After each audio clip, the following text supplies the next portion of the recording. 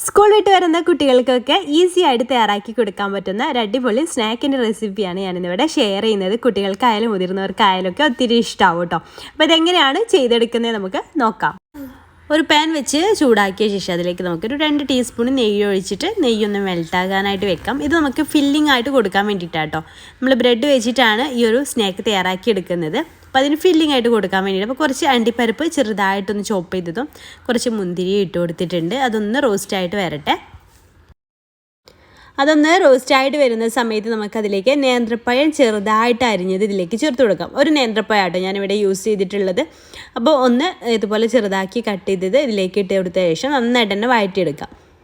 ഇത് നന്നായിട്ട് അത് നെയ്യിലങ്ങനെ വഴന്ന് വരണം, അത് വരെ ഇത് വഴറ്റിയെടുക്കാം കേട്ടോ. ഇനി നമുക്കതിലേക്ക് തേങ്ങ ചിരവിയതൊരു 3 ടേബിൾ സ്പൂൺ ചേർത്ത് കൊടുക്കാം. നിങ്ങൾക്ക് ഇഷ്ടമുള്ള അത്ര ചേർക്കാം കേട്ടോ. ഞാനൊരു 3 ടേബിൾ സ്പൂണേ ചേർത്തിട്ടുള്ളൂ. നിങ്ങൾക്ക് ഇഷ്ടമുള്ള അത്ര ചേർത്ത് കൊടുക്കാം. എന്നിട്ട് നന്നായിട്ടൊന്ന് മിക്സ് ചെയ്തെടുക്കാം. ഒരുപാട് സമയം ഇട്ടിട്ട് മിക്സ് ചെയ്തെടുക്കേണ്ട ആവശ്യമൊന്നും ഇല്ല കേട്ടോ. ജസ്റ്റ് ഒന്ന് ചൂടായി വന്നാൽ മതി. പിന്നെ അതിലേക്കൊരു 2 ടേബിൾ സ്പൂൺ പഞ്ചസാര കൂടെ ചേർത്തിട്ടുണ്ട് കേട്ടോ, മധുരത്തിന് വേണ്ടിയിട്ട്. പഞ്ചസാരക്ക് പകരം നിങ്ങൾക്ക് വേണമെങ്കിൽ ശർക്കര ചീവിയത് ചേർത്ത് കൊടുത്താലും കുഴപ്പമൊന്നുമില്ല. അപ്പോൾ ഞാൻ 2 ടേബിൾ സ്പൂൺ നമ്മുടെ മധുരത്തിനനുസരിച്ച് ചേർത്ത് കൊടുക്കുക. വേണമെന്നുണ്ടെങ്കിൽ മാത്രം ചേർത്താൽ മതി. പഴമൊക്കെ അത്യാവശ്യം മധുരമൊക്കെ ഉണ്ടെങ്കിൽ ചേർക്കേണ്ട ആവശ്യമില്ല കേട്ടോ. അപ്പോൾ നമ്മുടെ ഫില്ലിങ് ഇവിടെ റെഡി ആയിട്ടുണ്ട്. ഇനി നമുക്ക് വേറൊരു ചെറിയ ബൗൾ എടുത്തിട്ട് അതിലേക്ക് ഒരു 3 മുട്ട പൊട്ടിച്ചൊഴിച്ച് കൊടുക്കാം. 3 മുട്ട കേട്ടോ ഞാൻ എടുത്തിട്ടുള്ളത്. പിന്നെ അതിലേക്ക് നമുക്ക് 1 ടേബിൾ സ്പൂണ് പഞ്ചസാര കൂടെ ആഡ് ചെയ്ത് കൊടുക്കുന്നുണ്ട്. അതന്നെ മതിയാവും കേട്ടോ. അതന്നെ അത്യാവശ്യം മധുരമുണ്ട്, പാകത്തിനുള്ള മധുരമാണ് 1 ടേബിൾ സ്പൂൺ ചേർത്താൽ തന്നെ. പിന്നെ നമുക്കതിലേക്ക് ഒരു നുള്ളു ഉപ്പ് ചേർത്ത് കൊടുക്കാം. മധുരമൊക്കെ ഒന്ന് ബാലൻസ് ആവാൻ വേണ്ടിയിട്ടാണ് ഒരു നുള്ളു ഉപ്പ് ഇതിലേക്ക് ആഡ് ചെയ്ത് കൊടുക്കാം. പിന്നെ ഏലക്ക പൊടിച്ചത് നിങ്ങളുടെ കയ്യിലുണ്ടെങ്കിൽ അതൊരു 1/2 ടീസ്പൂൺ ചേർത്ത് കൊടുക്കാം. അപ്പോൾ ഞാൻ ഏലക്ക പൊടിച്ചതിന് പകരമായിട്ട് ഒരു 1/2 ടീസ്പൂൺ വാനില എസൻസ് ആട്ടോ ചേർത്ത് കൊടുക്കുന്നത്. അപ്പം എന്നിട്ട് ഇതുപോലെ നന്നായിട്ടൊന്ന് മിക്സ് ചെയ്തെടുക്കുക. പഞ്ചസാരയൊക്കെ ഒന്ന് മെൽട്ടാകുന്ന രീതിയിൽ വിസ്ക് വെച്ചിട്ട് നന്നായിട്ടൊന്ന് മിക്സ് ചെയ്തെടുക്കുക കേട്ടോ. ഏലക്കപ്പൊടിയോ വാനില എസൻസ് ഏത് വേണമെങ്കിലും നിങ്ങൾക്ക് ഇഷ്ടത്തിനനുസരിച്ച് യൂസ് ചെയ്യാവുന്നതാണ്. എന്നിട്ട് നമുക്കൊരു പാൻ ഒന്ന് ചൂടാക്കാൻ വയ്ക്കുന്നുണ്ട്. എന്നിട്ട് നെയ്യോ ഓയിലോ ബട്ടറോ എന്ത് വേണമെങ്കിലും നിങ്ങൾക്ക് യൂസ് ചെയ്യാം. വെളിച്ചെണ്ണ അല്ലാത്ത ഏത് വേണമെങ്കിലും നിങ്ങൾക്ക് യൂസ് ചെയ്യാം. എന്നിട്ട് ഇതുപോലെ ബ്രഷ് ചെയ്ത് കൊടുക്കുക. എന്നിട്ട് നമ്മുടെ ആ ഒരു മുട്ട മിക്സ് ഉണ്ടല്ലോ അതിൽ നിന്ന് ഈ ഒരു പാന് കവർ ചെയ്യുന്ന രീതിയിലൊന്ന് ഒഴിച്ചു കൊടുക്കാം. അപ്പോൾ ഇത് ഒഴിച്ചു കൊടുക്കുന്ന സമയത്ത് പ്രത്യേകം ശ്രദ്ധിക്കേണ്ടത് പാന് നന്നായിട്ട് ചൂടാവരുത്.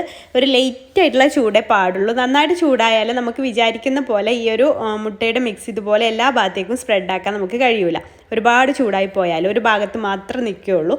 അപ്പോൾ അത് ശ്രദ്ധിക്കുക. ഒരുപാട് ചൂടാവാത്ത പാനിലേക്ക് വേണം ഇത് ഒഴിച്ചു കൊടുക്കാനായിട്ട്. ഞാനിപ്പോൾ ഫുള്ളായിട്ടൊന്ന് കവർ ചെയ്തെടുത്തിട്ടുണ്ട്. ഈ പാൻ അത്യാവശ്യം വലുതാണ്. ചെറിയ പാൻ ഉണ്ടെങ്കിൽ ചെറിയ പാൻ യൂസ് ചെയ്താൽ മതി. എന്നിട്ട് അതിലേക്ക് ബ്രെഡ് സ്ലൈസസ് ഒന്ന് വെച്ച് കൊടുത്തിട്ട് ഒരു ബ്രെഡ് സ്ലൈസസ് ഒന്നിന് സെൻറ്ററിൽ വെച്ച് കൊടുത്തിട്ടുണ്ട്. ഞാൻ പിന്നെ കുറച്ച് തേനൊന്ന് ഒഴിച്ച് കൊടുക്കുന്നുണ്ട് കേട്ടോ. നിർബന്ധമൊന്നും ഇല്ല. തേന് ഒരു ടേസ്റ്റിന് വേണ്ടിയിട്ട് കുട്ടികൾക്ക് കൊടുക്കുമ്പോൾ ഒന്നുകൂടി ടേസ്റ്റ് ചെയ്യാൻ വേണ്ടിയിട്ട് കുറച്ച് തേൻ എല്ലാ ഭാഗത്തേക്കും ഒന്ന് സ്പ്രെഡ് ചെയ്ത് കൊടുത്തിട്ടുണ്ട്. പിന്നെ അതിൻ്റെ നടുവിലായിട്ട് നമുക്ക് നമ്മുടെ നേരത്തെ തയ്യാറാക്കി എടുത്തിട്ടുള്ള പഴത്തിൻ്റെ ഫില്ലിങ് വെച്ച് കൊടുക്കാം. പിന്നെ അതിന് ശേഷം മുകളിൽ വീണ്ടും ഒരു ബ്രെഡ് സ്ലൈസസ് കൂടെ വെച്ച് കൊടുക്കാം കേട്ടോ. അതിന് ശേഷം നമുക്ക് ഈ ഒരു മുട്ട 4 ചെറിയ തീയിലാണ് കേട്ടോ ഫ്ലെയിം ഇരിക്കുന്നത്. ഒരുപാട് ഹൈ ഫ്ലെയിമിലൊന്നും ഇട്ട് കൊടുക്കരുത്. 4 ഭാഗത്ത് നിന്നും ഇതുപോലെ നമുക്ക് സ്ക്വയറായിട്ടൊന്ന് മടക്കി കൊടുക്കുക. ആ ചൂടോട് കൂടെ തന്നെ ചെയ്താൽ അത് അവിടെ അങ്ങ് ഒട്ടിക്കിട്ടിക്കോളും. അപ്പോൾ ഇതുപോലെ പെട്ടെന്ന് തന്നെ ചെയ്തെടുത്താൽ മതി. ഇതുപോലെ 4 ഭാഗത്തുനിന്ന് ഇതുപോലെ ഒന്ന് ചെയ്തെടുക്കുക. അപ്പോൾ ഇതുപോലെ നല്ലൊരു സ്ക്വയർ ബോക്സ് ആയിട്ട് കിട്ടും. എന്നിട്ട് തിരിച്ചു മറിച്ചൊക്കെ ഇട്ടിട്ടൊന്ന് വേവിച്ചെടുക്കുക കേട്ടോ. അപ്പോൾ നമ്മുടെ ബ്രെഡ് ഞാൻ ഇപ്പോൾ 2 ഉണ്ടാക്കിയിട്ട് നിങ്ങൾക്ക് കാണിച്ചു തന്നാണ്. അപ്പോൾ നല്ല പെട്ടെന്ന് തന്നെ ഈസി ആയിട്ട് തയ്യാറാക്കി എടുക്കാനും പറ്റും. നല്ല സോഫ്റ്റുമാണ്. കുട്ടികൾക്കൊക്കെ ഇതൊരു എന്താ പറയുക പിസ്സ അല്ല പബ്സ് പോലെയൊക്കെ ഒരു ബോക്സും ആണല്ലോ.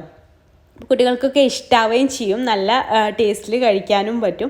അപ്പോൾ ഈ ഒരു ഈസി റെസിപ്പി നിങ്ങൾക്ക് ഇഷ്ടമായിട്ടുണ്ടെങ്കിൽ എന്തായാലും മക്കൾക്ക് ഒന്ന് തയ്യാറാക്കി നോക്കുക. കുട്ടികൾക്കൊക്കെ എന്തായാലും ഇഷ്ടമായിട്ടുണ്ടെങ്കിൽ ലൈക്ക് ചെയ്യാൻ മറക്കരുത്.